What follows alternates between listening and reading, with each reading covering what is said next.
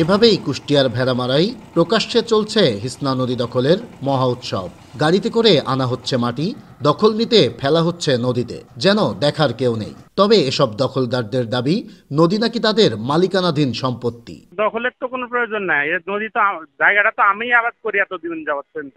দেখেন মাইপি সরকারি যে নদীর জায়গা আছে, নদীর বাদে আমার যে জায়গাটা আছে, আমার রেকর্ডি সম্পত্তি যেটা আছে, সেটা আপনারা দেওয়ার পরে যেটুক নদী রাখার পরে যেটুক থাকে সেটুকু আমাকে দেন বুঝায়। কুষ্টিয়ার ভেড়ামারা উপজেলার উপর দিয়ে প্রবাহিত হিসনা নদী, একসময় যে নদী দিয়ে চলত পালতোলা নৌকা সহ বড় বড় জাহাজ, সেই নদী এখন পরিণত হয়েছে মরা খালে।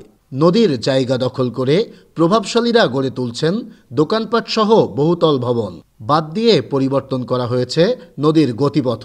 ফলে এক সময়ের উচ্ছল হিসনা নদী হারাতে বসেছে তার অস্তিত্ব। এক সময় নদীটার খুব ভালো অবস্থা ছিল, নদীটার জৈবন কালো ছিল। নদীতে গোসলও করা যাবে না এবং কি মাছও ধরা যাবে না। ধরতে গেলে অমুক নেতা এসে উঠাই দেবে, সেফটি ভাঙিয়ে দেবে। প্রকাশ্যে নদী দখলের মহোৎসব চললেও দায়িত্বশীলদের নীরব ভূমিকায় ক্ষুব্ধ নদী গবেষকরা। গুরুত্ব তুলে ধরে নদীটি পুনরুদ্ধারের দাবি তাদের।